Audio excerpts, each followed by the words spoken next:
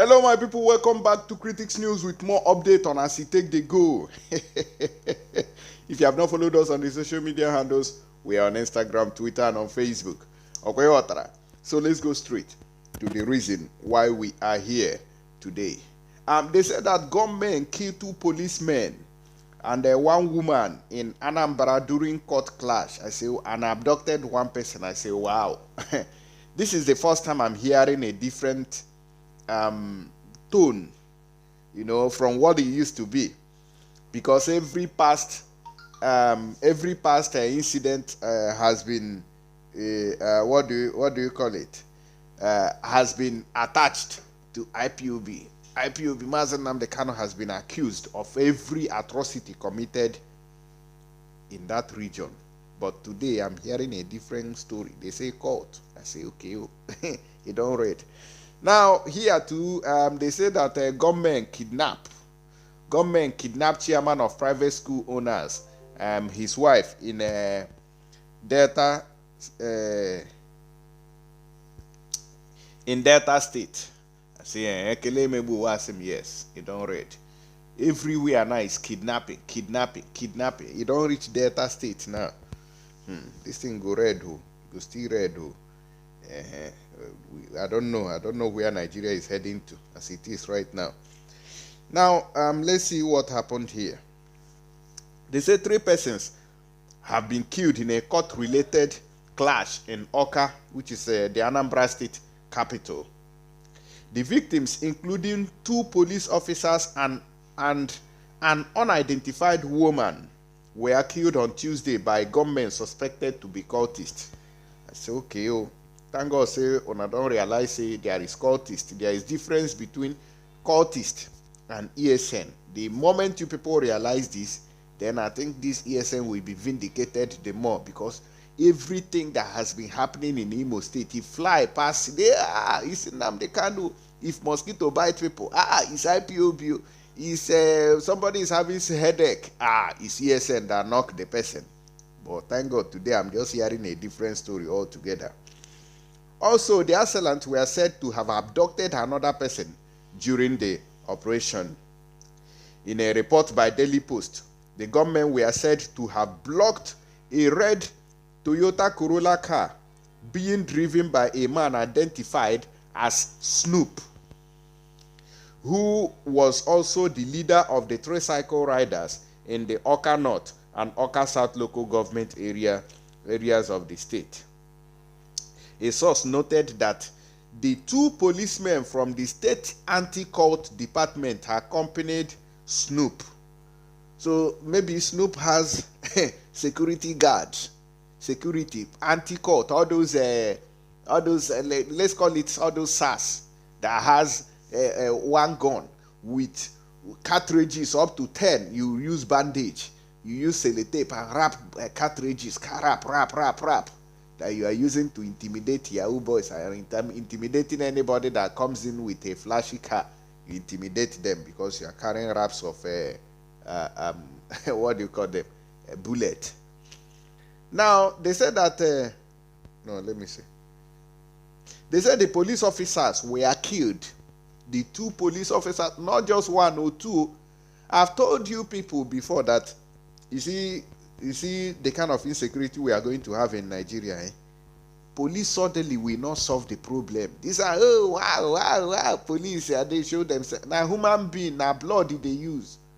You say we be police, they go carry you, give you 1 gun, give you 1 cartridge, you go, they do like say they die again. Did you see it? I've been telling you people, be careful. People are not happy. People are not smiling. Now look at the result. Now, they said that the 2 police officers were killed while a woman who was passing by was hit by a stray bullet. Snoop himself was dragged out of his car and put in the trunk of the car driven by the assailant, while rifles belonging to the policemen were made away with, the source said. Anambra has had its fair share of violence and killings ravaging the southeast region. Sahara reporters had on November 29th reported that 2 policemen were killed in Azia community in Dihia local government area by same hoodlums. Ikenga Tochukwu, Anambra Police Command spokesperson, had said the slain officers were traveling with their colleagues when they were ambushed by the unknown gunmen. He said the bodies of the slain officers were burnt by the gunmen, while one of the officers was still missing. According to him, the officers were able to fight their way out of the ambush and rescue 2 civilian drivers with them. So this is the latest update in that Anambra side now. Anambra side. This South is nice. I don't understand what is going on anymore. I don't know whether this bandit that Sheikh Gumi is interceding for, Mr. Intercessor, well done, bandit intercessor, whether they have reached the Southeast now. I don't know where these unknown gunmen and all these kidnappers are coming from. The thing now, it don't they read. You don't they read now, nowhere is safe anymore. Even with your 2 police, it is no longer safe. Let me quickly play you this video where Sheikh Gumi is telling you a story, how they shot on how you people can please bandits, foreigners that they brought into Nigeria, how you can please them. The problems Nigerians have, we have long-term problems and we have immediate problems. Long-term problems, when people talking about constitution, revenue, allocation formula, all these are long-term problems. But today now we are facing a Frankenstein, a monster we created ourselves. He said the monster he created ourselves. Which one be ourselves? You and who created? How did we create this terrorist that you are leading? How? That is the question I'm asking here.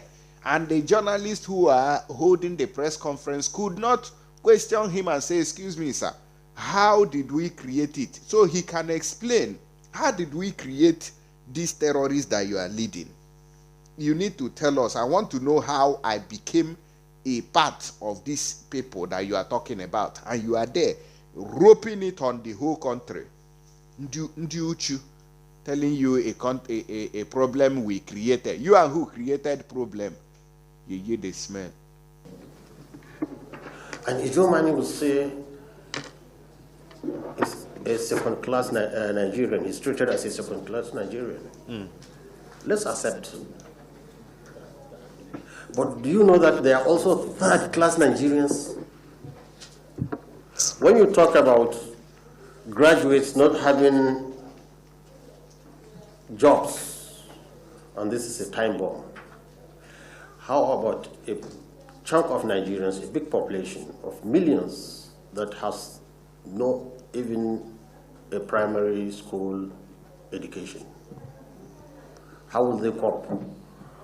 And this political, socio-economic, ecological disarray that is facing the nation. So this third-class people now is the Frankenstein that we're facing. They respect no religion, they respect no ethnicity, they respect nothing.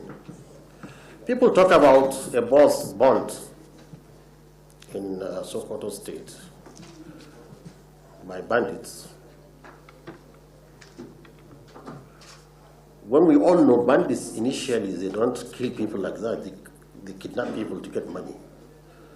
So what has metamorphosed and turned them into a Frankenstein, a monster that is now trying to kill people just like that for the pleasure of it? Have you asked for 1 second? They have women too. They have children too. Have you asked for 1 minute that what happens to their children when we are bombarding their rugas? What happened to their children when we are bombarding rugas? You are talking about when they kidnap school children. Don't you ask, okay, which school their children go to? Because we don't have answers to this, that's why we are surprised.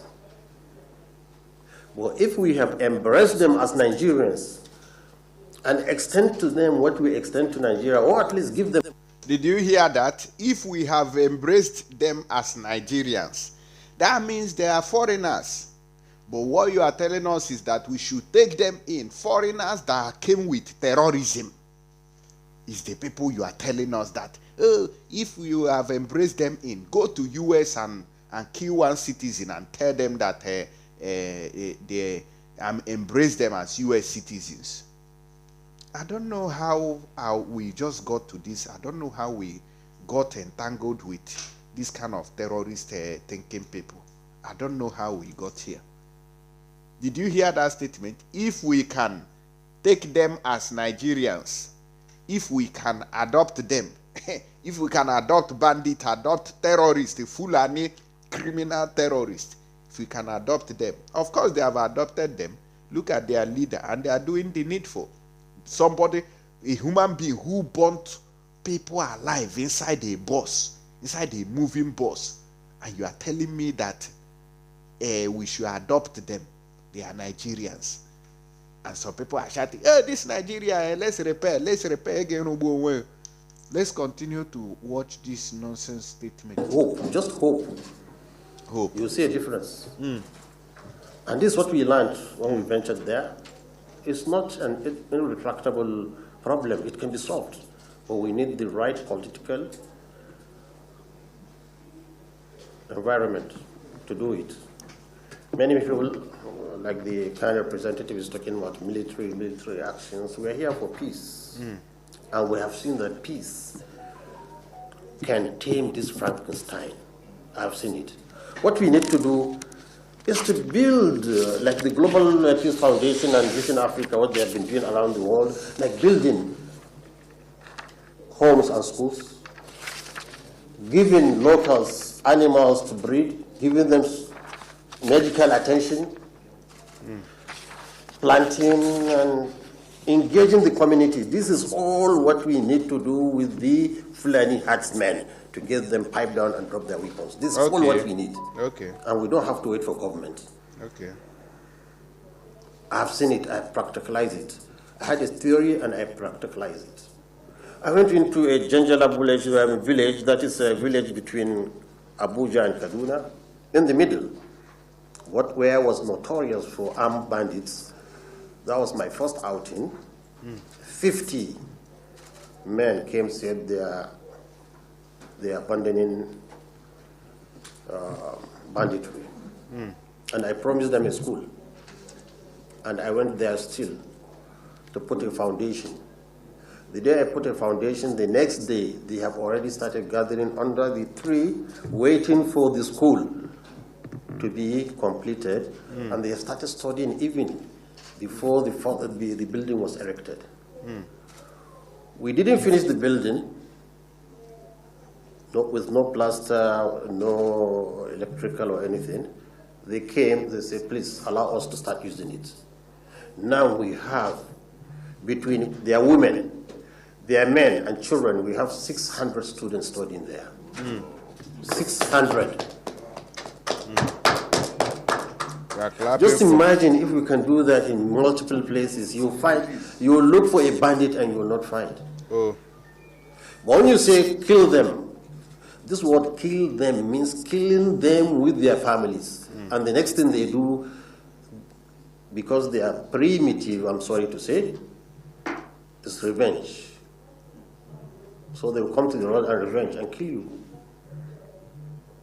So they are on this revenge mission now, wherever it is. They are massacred in Anambra, they are massacred in Oyo, they are massacred in... See who is saying they are massacred in Anambra. You see where he's going to. They are which Fulani Hesme has been massacred in Anambra, this man? You see the lies that they are flowing with. They are massacred in Anambra, they are massacred in Olu. Very, very, very big liar. People who came to terrorize indigenes, raping, pillaging in Igbo land. Achuo Honsa say hapo. We are this Mama Henge. If I talk now, they'll say, you know they respected us. These are follow for elders.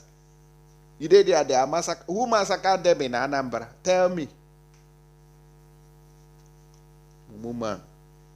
Let's listen. I think it's almost done. North Central, they are massacred everywhere. They respect now no religion, they respect no ethnicity. Who massacred them is the question I'm asking. In the North Central, bandit, terrorists are the people telling you they are massacred.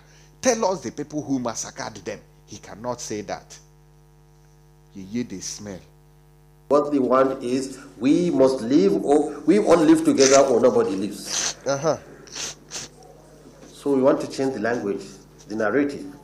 Let's engage them. Let's bring them from third-class citizens to even a second-class citizen, and you'll see the difference. There is no justification at all. There is no justification at all for criminality, no.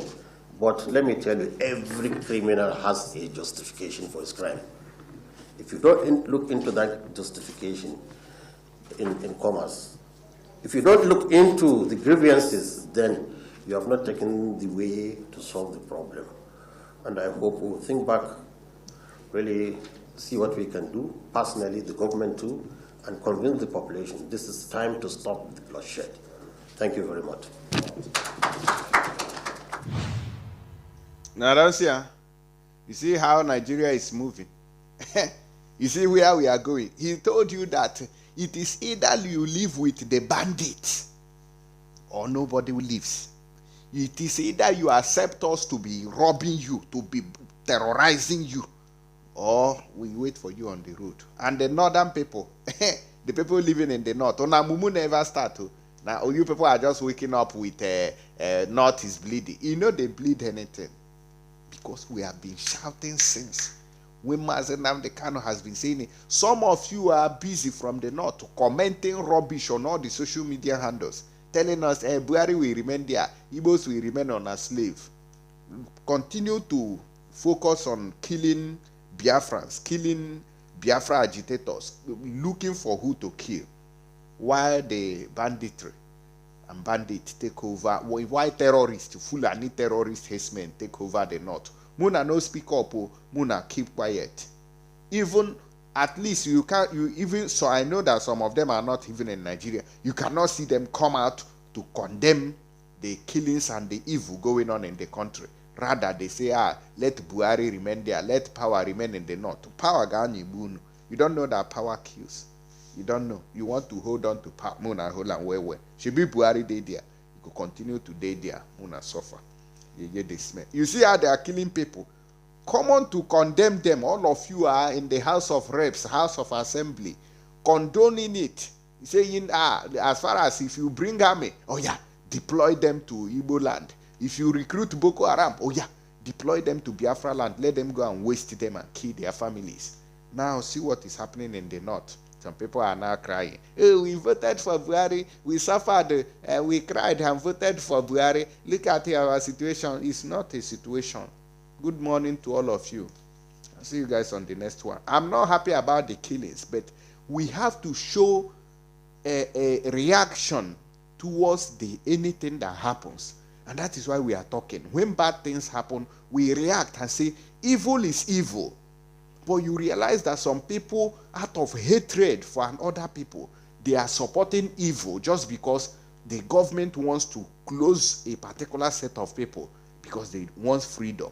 And you say you want Buhari to continue. As far as you want Buhari to continue to stay there, then what Buhari is offering will continue to get to you. It's not about somebody coming here. Hey, are you laughing? If I see you, I knock your head.